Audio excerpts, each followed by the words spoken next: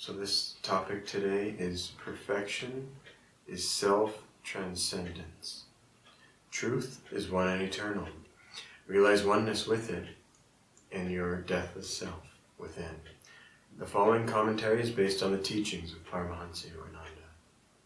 We begin this week with a passage from the Gospel of St. Matthew, chapter 5. Love your enemies, bless them that curse you, do good to them that hate you, and pray for them which despitefully use you and persecute you. If ye love them which love you, what reward have ye? Do not even the tax collectors the same? And if ye salute your brethren only, what do ye more than others? Do not even pagans so? Be ye therefore perfect, even as your Father which is in heaven is perfect. This teaching is a continuation of last week's lesson. To love all equally is possible only by seeing God everywhere, and others, as well as in oneself. See whatever comes to you, unasked for, as a manifestation of His will. Be grateful for the pains you experience, for they are healing strokes of His love. Sometimes, healing is effected only by strong measure, but His love for you is manifested in the very attempt to heal. Strive always to be impersonal, as though whatever happens to you were happening to someone else. Persecution gives us the supreme opportunity to deny the thought, "This is happening to me," and to affirm our inner freedom from the thought of ego. Don't allow the negative perceptions of others to become your own self-definition. Seek God. This is the true goal of life, though how difficult to cling to in the midst of hatred, spite, and persecution. The Bhagavad Gita tells us in the 7th chapter, out of thousands, one strives for spiritual attainment, and out of many blessed true seekers who strive assiduously to reach me, one perhaps perceives me as I am. O truth seeker, be one among all those thousands who seeks the supreme goal. Thus through Holy Scripture, God has spoken to mankind. So I want to start with the title, Perfection is Self-Transcendence. I think that right there is very much worth contemplating, because we strive so hard to achieve perfection outwardly, and we can never do it. It's like a deck of cards that all we can do is shuffle where the aces are. Swami Kriyananda would often say that it all adds up to zero. That means that sometimes we will have successes, but half the time we will have failures. It doesn't mean that we shouldn't strive. It doesn't mean that we should just try to be failures, because we want to be successful.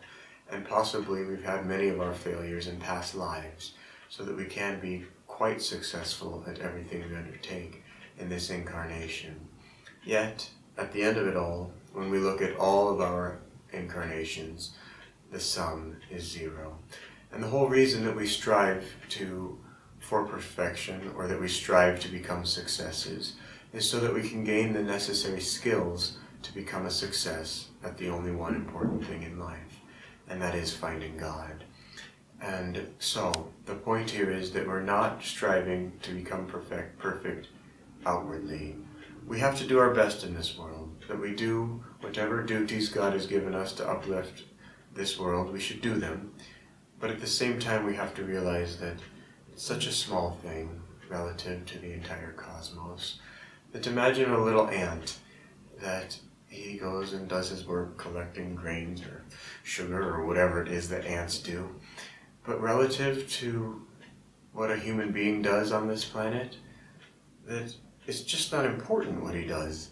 It is important for him and his little colony and community and all that, and so he has to do it, but in the big scheme relative to a president of a nation, it's just nothing. And that's what we are relative to God and this entire creation, that we're really just nothing. And so perfection really comes by us realizing that we're not important, that we're nothing.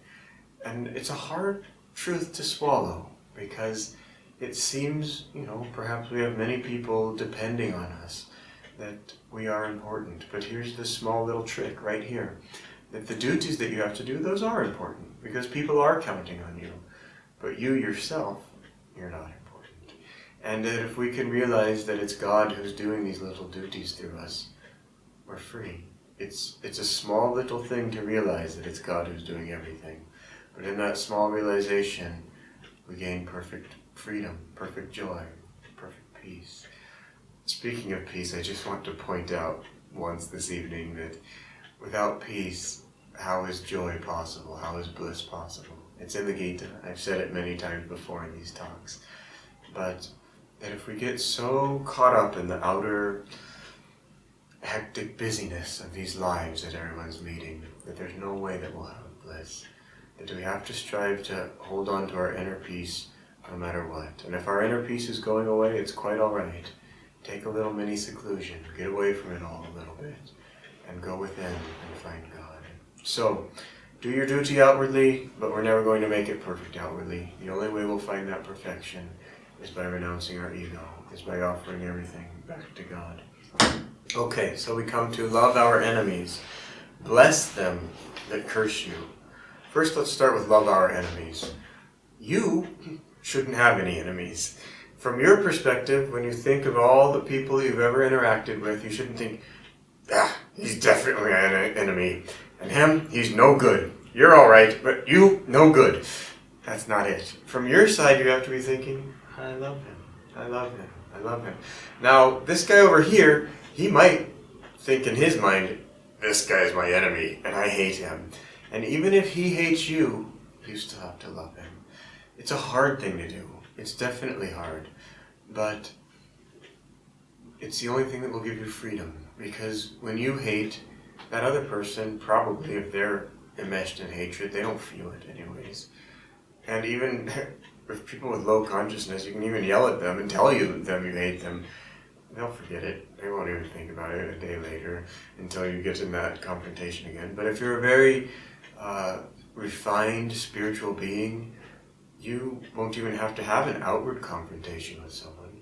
You can just feel those vibrations and they just will not feel right and they'll pull you down. So, the way out of this hatred trap, it's a magnetic trap, is from your side that you get yourself pure. You make sure your heart's pure, that you're just radiating out love.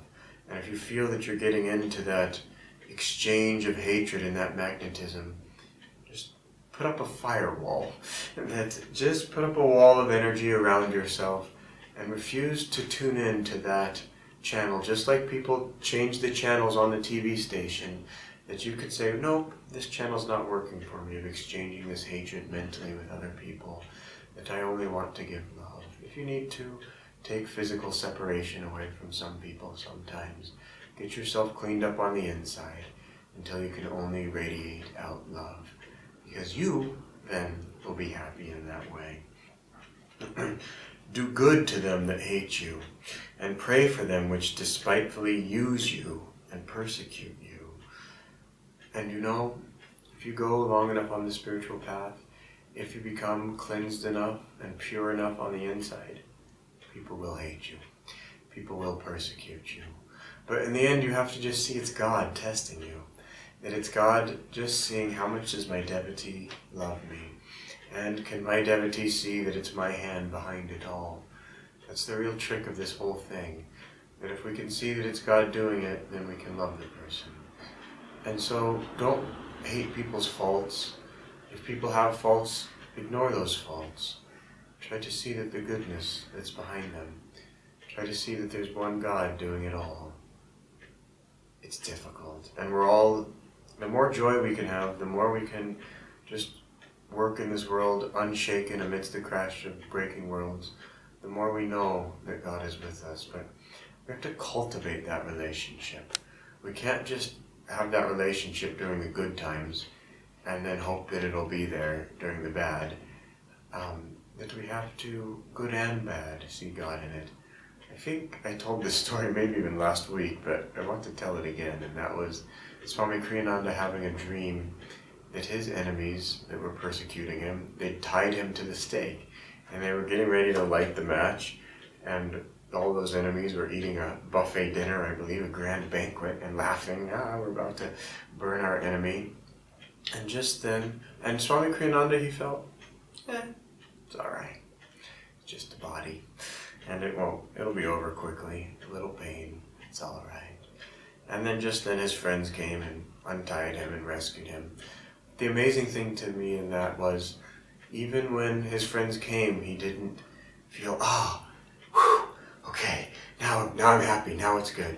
He still just stayed even-minded and inwardly cheerful. And then he woke up and he was proud of himself that even being burned at the stake, he could just, okay, God, if this is what you're bringing, all right. You rescued me, all right. It's the attitude we must strive to have, even when people are persecuting us. And don't be afraid of persecution. If we're afraid of it, we'll attract it. But remember Master's words, what comes of itself, let it come. So we don't have, it happens on the spiritual path. You start feeling really strong. You feel like, all right, I'm with God. I get it. He's in everything. No problem. God, send the big test. I can handle it. Be careful. You don't have to pray in that way. That what comes of itself, that He'll send you what you need when you need it. Both the good outward things and the test outwardly. But inwardly, just give it all back to God. Just this whole thing, sometimes I wonder why I sit here and talk so much. That the whole thing's so simple. Just love God. Love God. Share everything with Him. Even I heard a strange story today. I'd never heard it before. But that was of Krishna and the gopis. And many people don't understand the relationship that Krishna had with the gopis. The gopis were reincarnated rishis that just came down probably to help Krishna with his outer mission, but also to worship him in a human form. So yes, they were in female bodies at that time, but the relationship was, of course, very dignified. And so I had to put that prelude to this story. So Krishna, the gopis, they went to the river to bathe, and they had hung their saris in a tree. And Krishna stole all the saris and made them come back to him one by one, naked, to get their saris. And a worldly mind could interpret that story in all kinds of wrong ways. And so I was wondering, what is the higher spiritual meaning of that story? And it is that God is seeing everything, that there's nothing that we can hide from God, there's nothing that we should be ashamed of in God's eyes, that He's the one that's doing it all, that we should share everything, even our mistakes, with Him. And in that way, we won't want to make those mistakes anymore. And I was supposed to say this last week. I can't remember if I did say it. I think I didn't, so I'll say it. And that is, these two topics are very similar. That Paramahansa Yogananda had a student who smoked cigarettes. And so Paramahansa Yogananda told him, well, it's all right. The man was very embarrassed, but he said, it's all right if you want to smoke cigarettes. I only ask you one thing. Come in my presence when you smoke the cigarettes, and then it'll be okay. And the man just couldn't smoke in front of him, that he felt he was in front of God. And why should I do this bad thing in front of God when I want to be pure and perfect in front of God? So give everything to God, good and bad, and know that He's seeing everything. And then when you share even the bad with Him, He'll help uplift you to better states and better things. Next, this is a funny one. If you love them which love you, what reward do you have? I'll put it in more modern English. Do not even the tax collectors the same? And so this is so funny, because first I meditate on this. What does this mean? Don't even the tax collectors do the same? And so, first of all, how many people love the tax collectors? Probably not many. And so there, first of all, you can decide from today on that you'll love the tax collectors. It will help expand your consciousness. And probably most of us were not in direct, hopefully, not in direct association with these tax collectors. But whether we are or not, we have to give our love to everyone. So right there's always some people in the world that need our love. And so we can start to love the tax collectors. But Christ, when He was saying this, that's one way to look at it. But I believe that He was meaning that most people don't love the tax collector. So if someone does show some love to the tax collector, he's going to be like, I love you too. Thank you, thank you. And so it's easy for us to love those who are giving us love. But it's hard for us to love those who are giving us hatred. And so the point is here that we have to absolutely love everyone. It's that love that helps us transcend ego. It's that love that's the only way out of the trap. Because ego comes in, it divides. It says, you're this nationality, I'm this nationality. We don't get along. Or you're this age, I'm this age. You're this skin color, I'm that skin color. You're this religion, and on Mr. Ego goes. But love comes in and it transcends those barriers. Love comes in and it unites. And it sees that there's something that's the same in me, that's the same in you. And we can relate always God-loving God. So we need to learn to be a little bit better than the tax collectors he was speaking of. And forgive me if you're a tax collector. Of course, not all tax collectors are bad. But we have to learn absolutely how to love everyone. And don't go easy on yourself on this one. Because it's so easy to self-justify. And yeah, I love him and him, but this guy, nobody loves him. Why should I love him? Look at how he treats people. But this world needs your love. Smile at people on the street. Mentally send everyone love, love, peace, joy. Here's a little tidbit you won't get anywhere else. This is from Swami Kriyananda. If you mentally send out love, love, love, you will attract people to yourself. That they will feel that and they will automatically want to come to you. Which might be good if you have to give a free lecture or something, but might also get overwhelming at times. But there's a higher love.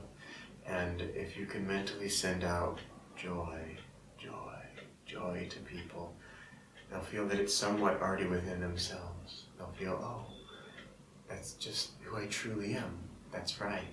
And they might not even know that it's you who's sending it. And then you can become a secret agent for God, sending out his highest vibrations. And there's something even higher than that, actually. And that is to get yourself into a state beyond these vibrations, where that you're just so silent within that people, you don't even mentally have to send them any blessings. That if you're perfectly silent within, people, as they come into your presence, it will bring out the best within them of who they truly are. And that you won't even be forcing your will upon people subtly. It's a very subtle point, but it's one interesting to contemplate. Anyways, let's move on here. And if you salute your brethren only, what do ye, or what do you more than, or what are you doing more than others? Don't even people who aren't religious, don't they do the same? And that goes back to ego again, that if you're only giving praise and thanks inwardly and outwardly to those who are close to you, your brothers, well, even people who aren't even religious or striving spiritually do that.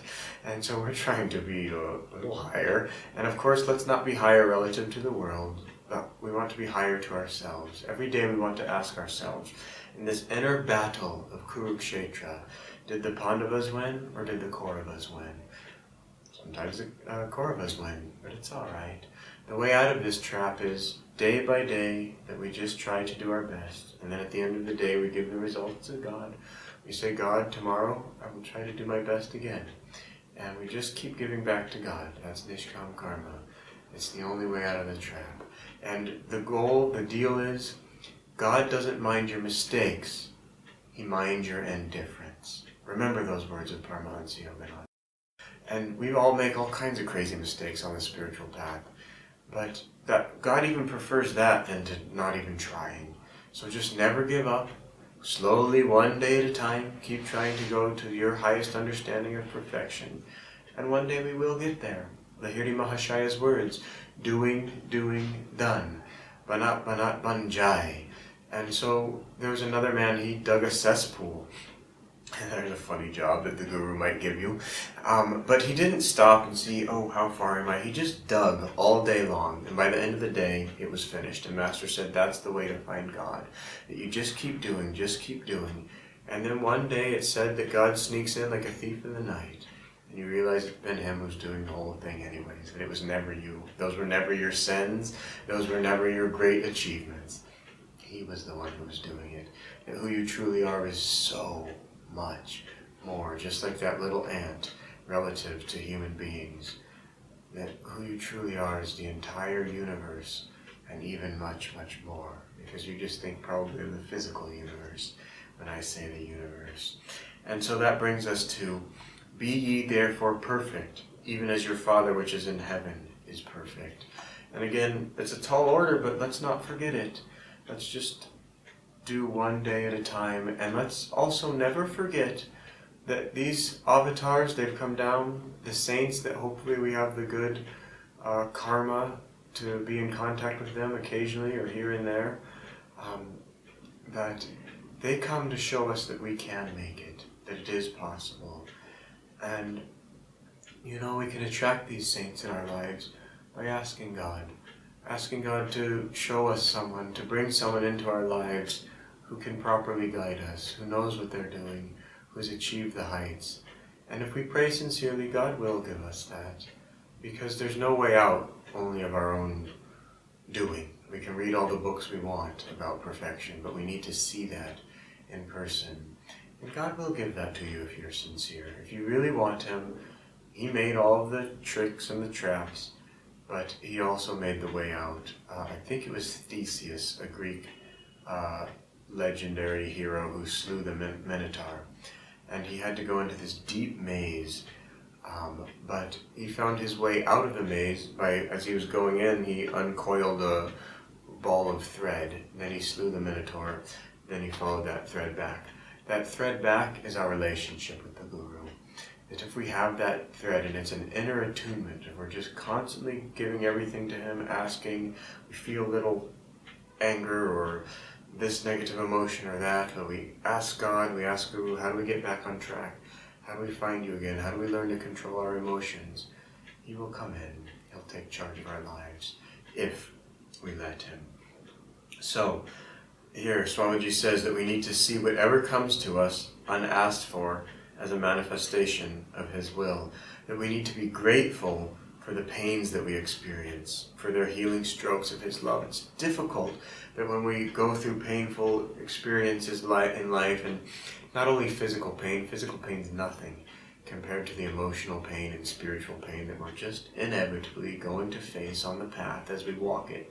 But even for that, we have to be grateful and see it as coming from God. That it's through this pain that God is teaching us how to reunite ourselves with Him. And He's also teaching us the greatest lesson, how to see that it's Him who's doing everything. There's a little slight, it's just one or two sentences that I wrote down that I want to read. It's out of the autobiography of a yogi, but it's a very interesting thing.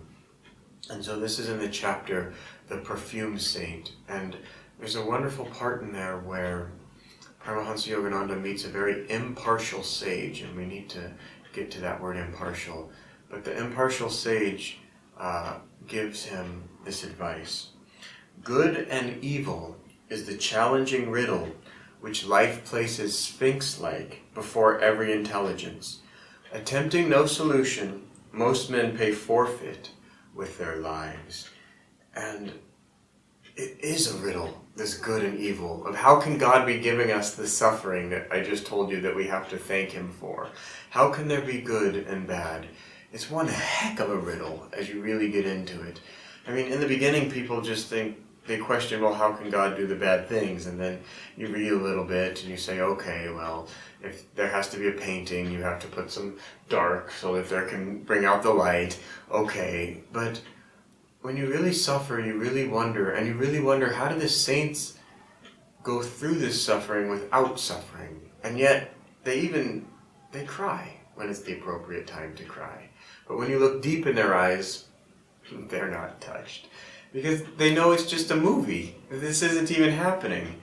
I used to wonder how Paramahansa Yogananda, that I believe he cried when his guru left his body. And so you wonder, well, if he's perfect, why'd he cry? But Swami Kriyananda said it's just like watching a movie. You might have your favorite movie and you've watched it many times, but when the funny parts come again, you know they're coming, but you still laugh. When the sad parts come, you might still cry. Yet, you know it's a movie. And that's the impartial wisdom. And that is learning to take things impersonally.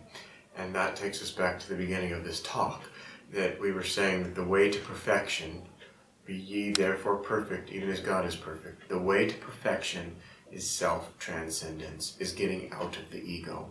And so, seeing things impersonally, okay, you can say impersonally means that it's just a movie, that you know that it's not happening to you. But sometimes people see that there's a little bit of coldness in it, that it's a little bit like, yeah, well, it's happening to him, it's not happening to me, what do I care about that guy? That's not it. There's a balance to it, that you have to balance that with love, that you still do care about that guy, because in the highest understanding he is you, and you want to do everything that you can to help him. So I wanted to point out, impersonally doesn't mean cold. It just means, the movie's the best example, I'm happy to come back to it. It means that even in your own life, that you see it just as if it's a movie going by, and it's no longer your movie. That it's just, you're just one more ant in God's vast, infinite creation. And the duties you have are important, but you're not important. So we have to learn how to transcend the ego, and this brings me to another important point.